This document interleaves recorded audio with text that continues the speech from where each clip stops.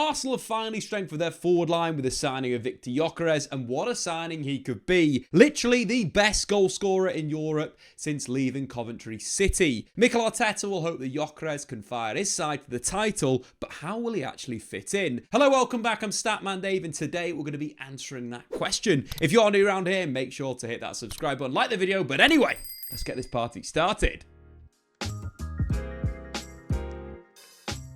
So Arsenal have signed Viktor Gyökeres. He's a centre forward and a top tier goal scorer, but what else does he do? Viktor Gyökeres is a power forward. He's got the physicality of a target man and can hold off most defenders. He's got the passing and technical ability to link with teammates. He's got the speed and movement of an advanced forward and frequently makes runs into the channels. And he can be a threat in aerial duels, but it's definitely an area he can improve. Whilst Gyokeres does drop off the line to link the play in possession, he's far more dangerous when he's able to threaten the backline with runs in behind. Not only does he have the speed to run away from defenders, but he can finish very well off both feet. What's more is that Gyokeres frequently provides an outball with runs into the channels. Even if he's pushed into the wide areas, Jockarez is a good dribbler who can create for teammates. Last season, Jockarez had more goal creating actions following a dribble than any other player in the League of Portugal. On the surface, Jockarez doesn't look like the perfect signing for Viktor Gyökeres, but that's where a lot of people are getting it wrong. Yes, Jockarez is devastating when running in behind defences. He's made a trademark of that in his career in England and in Portugal. That being said, Arsenal do face a lot of low blocks. That's teams that camp in their penalty area and wait for the Gunners to break them down. This can be frustrating and potentially doesn't get the best out of Viktor Gyökeres, but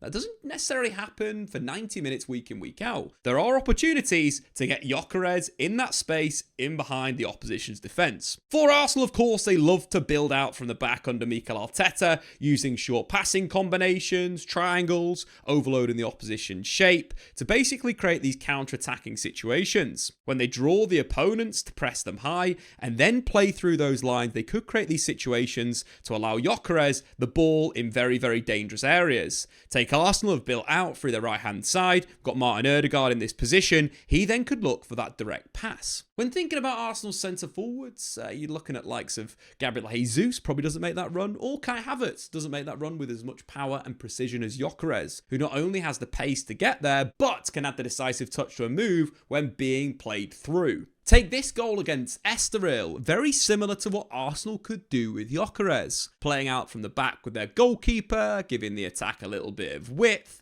drawing the opponents on, then playing forward. We've seen Gabriel do that a number of times for Arsenal. This has broken the Estoril press. Then from the attacking midfield area, a good touch from Pedro Goncalves gets Trincao into this type of position. Jockarez is already on his bike, and as soon as Trincao drives forward, he starts sprinting in behind the Estoril defence, drives past the defender and fires into the bottom corner. This is a perfect goal that Arsenal could score. Going back to the tactics board, imagine that Arsenal are playing out down their left-hand side. They've drawn their opponents to that side of the pitch to press them. What that means is both the central midfielders need to get involved or Arsenal will simply outnumber their opposite team. In terms of what we see from this, what we could see Arsenal do potentially is find angles. Lewis Skelly playing inside to Rice dropping it to Zubimendi maybe slipping it to Odegaard, and then Odegaard finding that direct pass in behind the defence. Very similar to what we just saw Sporting Club Portugal do with Viktor Gyökeres as their number 9. But as much as Jockarez will have to adapt to Arteta's tactics, Arteta should also adapt his tactics to accommodate Viktor Gyökeres and get the best out of the big Swede. As the famous Zlatan Ibrahimovic quote goes, you don't buy a Ferrari and drive it as a Fiat. If Arsenal want to get the best out of a man who had 80 goal involvements for club and country last season, they need to go a little bit more direct when building out from the back. This will allow Viktor Gyökeres to attack the space, exactly where you want to get the Swedish centre forward. Last season, Arsenal played fewer long passes than any other Premier League side, which shows how strict Arteta's tactics are. But with a channel running target like Viktor Gyökeres that's so good getting into these positions, Arteta could become a little bit more pragmatic and utilise those long passes out of defence for Viktor Gyökeres to exploit the space in behind the opposition's mid-block. A key area that Arsenal could score more goals from. Exactly something that Sporting Club de Portugal used last season. We pick up the play with Diamande in possession. It's going to give the attack a little bit of width and hit the right-sided centre-back, Zeno Debas. As soon as Zeno receives, he gets his head up. Jockarez spins in behind the defence and gets on the end of a brilliant ball in behind to take a touch past the defender and finish high into the top right corner. This is something that Arsenal could add to their team, going more direct out of their back three. And I think either Jurrien Timber, playing as that kind of right-sided centre-back, or alternatively, someone like a Ben White could definitely play those types of passes. And that's an area where Arsenal could really utilise the outside of this kind of back three structure. That's either Timber or White on the right-hand side, or even Calafiori or Gabriel on the left-hand side of the defence. But in both situations, what we're seeing with Viktor Gyökeres is him starting from a central position and running into the channels to exploit that space behind the defence. It's a key area of Jockarez's game, is getting into these types of positions. He's deadly from these areas, so why not get him the ball more? And Arsenal need to play more long passes per game out of the back. A little bit more guile than a classic hoof Stoke City ball of the early 2000s.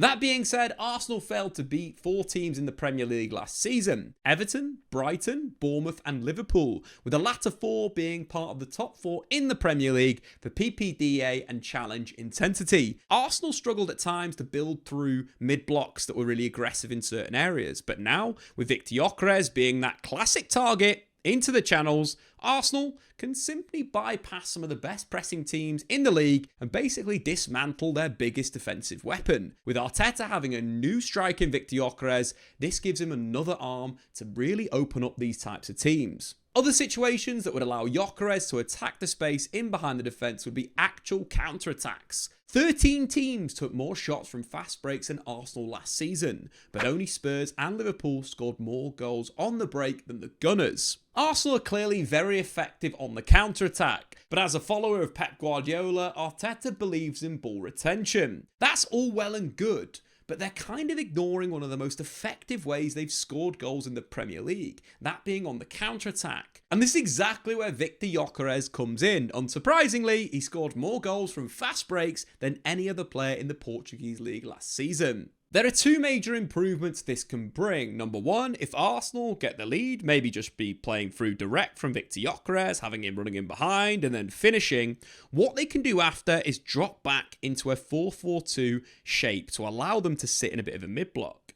That, of course, is Declan Rice dropping deep, Ødegaard sitting next to Viktor Gyökeres, the 2 wingers tucking in. What this means is now the opposition have to break Arsenal down. They have to play a more expansive shape. You're looking at potentially playing with width, playing with an 8 higher and a 6 sitting in defensive midfield. The benefit of this, of course, is Arsenal, number 1, now are harder to play through. They're defensively more solid, but they have a real threat on the counter-attack to get in behind the defence when they turn the ball over. This should make Arsenal far more effective. Taking those situations last season when they had a 1-goal lead and the opposition got back into the game, think Brentford as a good example, Arsenal now could sit in a solid block knowing that they've got the threat of Jockarez in behind the opposition's defence. This will allow Arsenal to finish higher up the league. Arsenal dropped 21 points from winning positions last season. That was the 7th most in the division. If Arteta can adopt a pragmatic approach when Arsenal have got a lead with the pace of Viktor Gyökeres up top,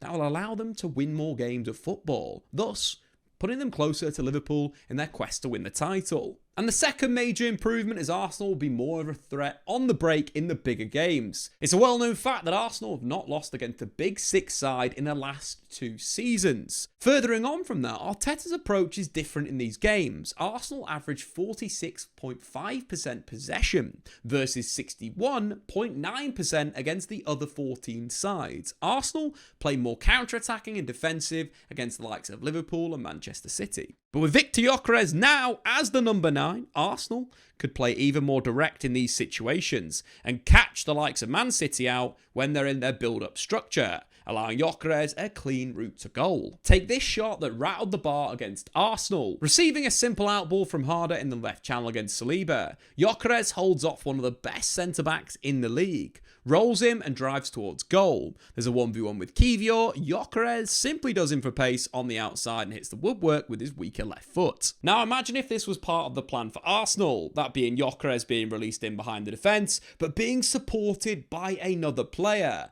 allowing Jockarez to combine with his teammates and create more goal scoring opportunities. And taking a look at that situation, if Viktor Gyökeres can roll someone like William Saliba, he'll be absolutely fine against other Premier League defenders. But instead of talking about tactical changes, let's now focus on relationships. Viktor Gyökeres is a cold-blooded killer in front of goal, but without the service, he wouldn't have scored more goals than any other player in Europe. In terms of leading assister at Sporting Club de Portugal for Viktor Gyökeres, it was Francisco Trincao, a player that created 12 goals for Viktor Gyökeres last season. Trincao is a left-footed technical forward who likes to follow up dribbles by creating chances through interplay or through balls. This is great news once again for Arsenal. On this left-hand side of the pitch, Arsenal have their two best creators.